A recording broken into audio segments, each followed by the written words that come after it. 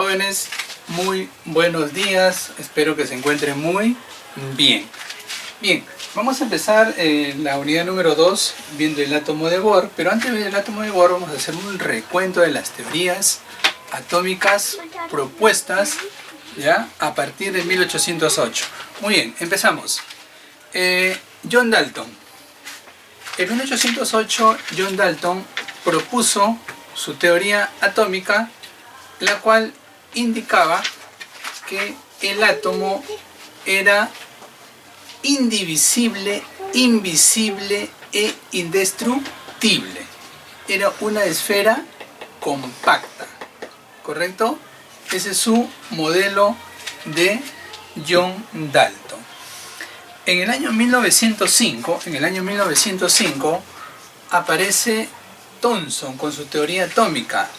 Él también hablaba de una esfera que era positiva, donde los electrones estaban incrustados. Este modelo famoso, conocido como budín de pasas, ¿correcto? Budín de pasas. A él también se le atribuye el descubrimiento del electrón. Luego, en 1911, también aparece otra teoría atómica o modelo de Ernest Rutherford. ¿Qué decía Rutherford? ¿Ya? Él también diseñó un átomo donde decía que el núcleo era positivo.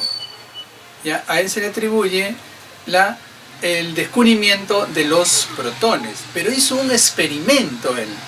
Hizo un experimento con la minilla de oro, donde comenzó a bombardear con rayos alfa y descubrió que algunos rayos alfa se desviaban. ¿Ya? Entonces, así con ese experimento, utilizando las minillas de oro, ¿correcto?, descubrió el núcleo atómico, donde se encuentran pues los protones con carga positiva. Su sistema es llamado sistema planetario en miniatura, donde decía que el núcleo era la parte central y alrededor giraban los electrones. Muy bien, en 1913 ya aparece el átomo de Bohr. El átomo de Bohr única y exclusivamente estudiaba o se encargaba de átomos que tenían un solo electrón, como es el caso del hidrógeno y también de los hidrogeniones. ¿Quiénes son los hidrogeniones? Los que también tienen un solo electrón. Mira, a ver, si es positivo está perdiendo un electrón, o sea, 2 menos 1 queda un electrón. ¿Listo? Él dio algunos postulados. El primer postulado dice: el electrón se mueve alrededor del núcleo donde se absorbe y emite energía. ¿Correcto? Entonces, Bohr en su primer postulado, ¿correcto?, nos indica que los electrones giran en órbitas circulares nada más. ¿Correcto? Ese es su primer postulado, donde indica también una fórmula. Ya la velocidad del electrón era 2,2 por 10 a la 6 sobre n representaba los niveles, y multiplicado por z era el número atómico del hidrógeno, que era 1. Muy bien. Luego aparece el segundo postulado: el electrón solo tiene un conjunto de órbitas permitidas. Él hablaba de las órbitas permitidas nada más, ¿correcto? Con lo que en la actualidad se conoce con la letra K, L, M, N, O, P y Q, ¿correcto? Donde también utilizaba la constante de Planck. ¿Qué cosa era la constante de Planck? Un valor para resolver problemas referentes sobre el electrón. ¿Y cuánto es ese valor? 6,62 por 10 a la menos 34 Joule por segundo. Donde utilizaba esta formulita, era la masa por velocidad sobre el radio del electrón es igual al nivel multiplicado por la constante de Planck sobre 2 por pi.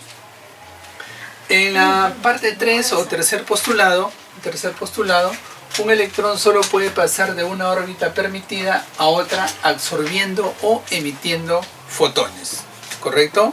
Él decía que puede pasar a otra órbita a otra órbita absorbiendo o emitiendo electrones. ¿Listo? Hay unas formulitas que identifican la variación de energía es igual a la constante de Planck por la velocidad del electrón, que es igual a la energía final menos la energía inicial. Y luego, en general, hay algunas formulitas para algunos problemas que vamos a utilizar, como la energía del nivel es igual a menos 13,6 electrón voltios sobre n al cuadrado. N representa los niveles de energía, ¿ya? Y luego para el radio de la órbita, el radio de la órbita también R, que es el radio de la órbita, dependiendo de qué nivel vamos a utilizar, era igual a 0,529 angstroms multiplicado por n al cuadrado. N que representa los niveles de energía. Y luego eso correspondía al radio de la órbita, ¿correcto? Estas dos formulitas que vamos a utilizar. Bien, luego aparece luego en la teoría de Bohr, el que lo criticó duramente fue Sommerfeld. Sommerfeld ya no decía lo que decía Bohr y lo que decía Rutherford, que el electrón giraba en órbitas circulares. Sommerfeld dijo que no era así, que el electrón también giraba en órbitas elípticas, ¿correcto? En órbitas elípticas. A Sommerfeld también se le atribuye el descubrimiento o el aporte de los subniveles de energía. ¿Y quiénes son los subniveles de energía? S, P, D y F. Sharp, principal, difuse y fundamental. Muy bien, queridos alumnos, esta fue la primera parte y luego continuamos con la segunda parte.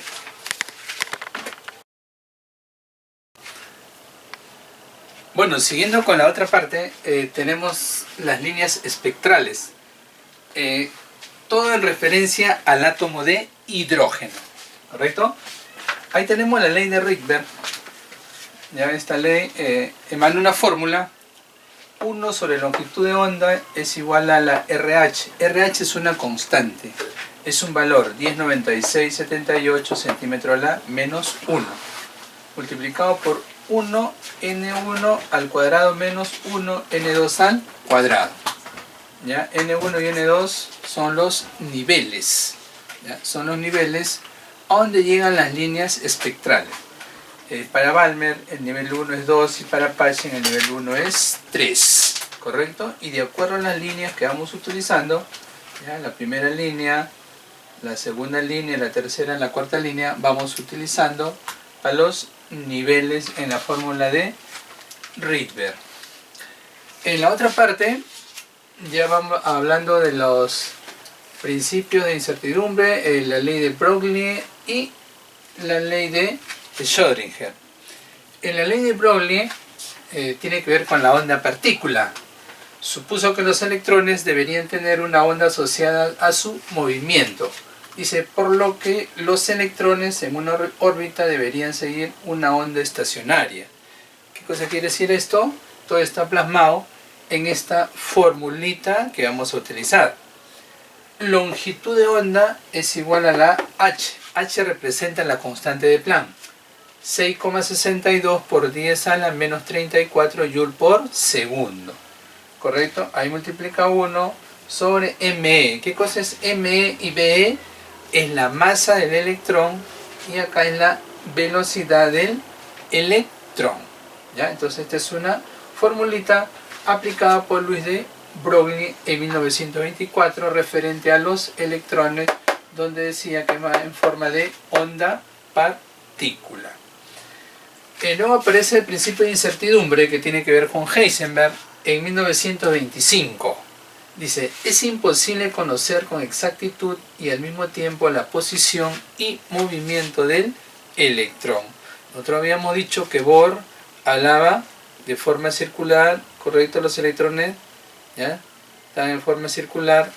Hablamos de Sommerfeld que lo modificó en forma elíptica los electrones, ¿ya? Entonces, con este principio, ya Heisenberg trata de también dar su aporte, donde también hablaba de una formulita, ya donde hablaba del momento de incertidumbre multiplicado por la incertidumbre de la posición, que puede ser mayor o igual con la constante de Planck, de 6,62 por 10 a la menos 34 Joule por segundo. ¿Ya?